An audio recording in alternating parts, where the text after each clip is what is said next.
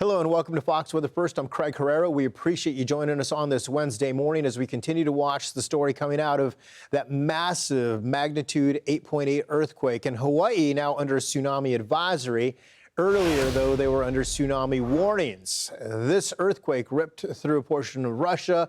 Waves started to hit Hawaii. They got as high as a little higher than 5.5 feet.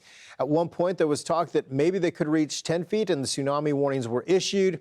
Now we've got one tsunami warning that is in place for the northern coast, that is, of California. The rest of the West Coast on the lower 48 under a tsunami advisory. We're watching closely with what is happening out there. This is an ongoing story. Please stay with us.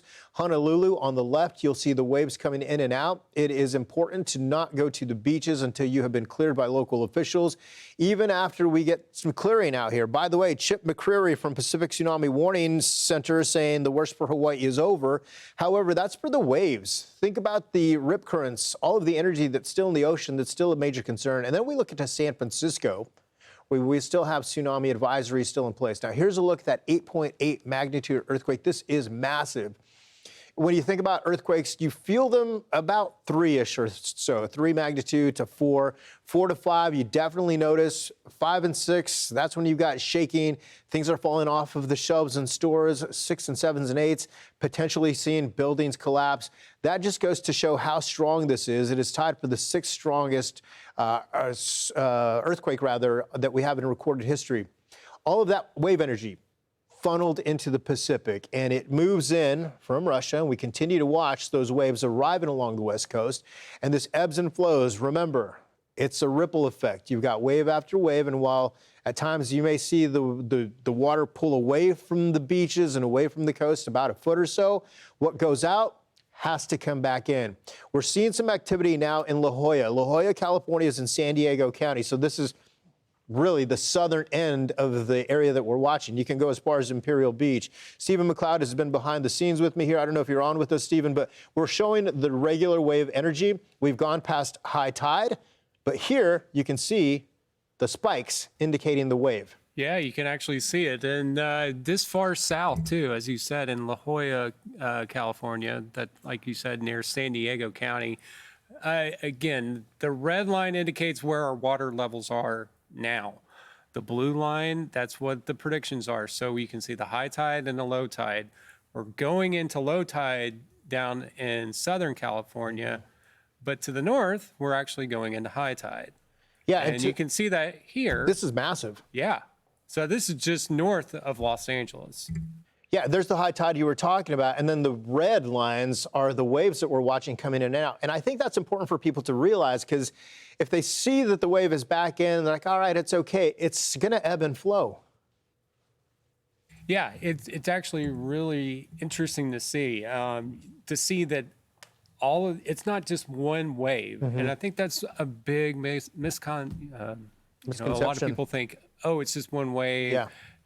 After that, I'm okay. No, that's actually not correct. It's a series of waves that are impacting the coast of the West Coast or Hawaii or even Alaska. Yeah, no kidding. And this Port St. Louis is on the central coast. So you've got San Luis Obispo County. You get back into LA County, San Diego County, not on this map. But let's talk about some of the waves, because you've been updating this map. This is the observed tsunami heights.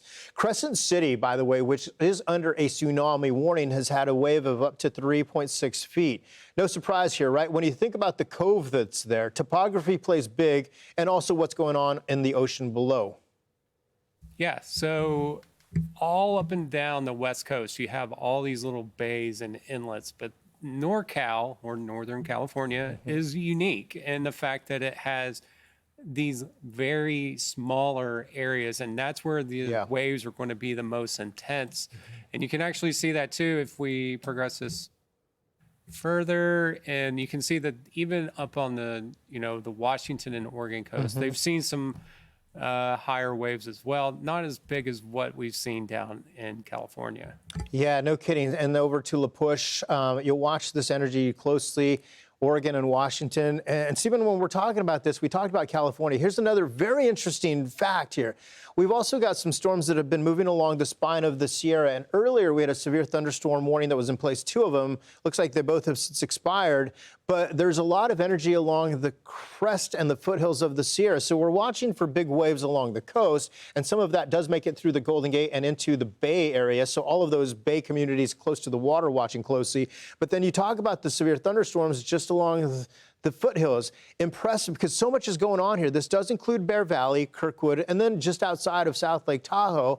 You'll watch for some of this to produce some heavy rain at times, and watching this throughout the afternoon, because as we watch, we could see some lightning. That would be a concern for possible fires that could be sparked as well. Let's get back to Hawaii, and the tsunami advisory is now in effect. Again, this coming after the Pacific Tsunami Warning Center, Chip McCreary came on and said, hey, the worst for Hawaii is now past us, but we still have some waves. You also have some wave energy that's coming in from some tropical activity to the south of there. So waves from the north and waves from the south, which we'll break down in just a moment. But when we look at the observed tsunami heights compared to normal tide, we were spared across the Hawaiian Islands. This is significant. Don't get me wrong. A 5 to 6 foot wave will do some damage along beaches, especially when we've got Little Cove, like we were just talking about for California. Topography plays big, and how the land is laid out on who gets some of these bigger waves. Over to Hilo, about a 5 foot wave. That's significant, but way better than those 10-foot waves we were just talking about. Here's where the 8.8 magnitude earthquake happened, a thrust, if you will, a big chunk of earth going underneath another one, releasing a ton of energy, like dropping a rock in a pond.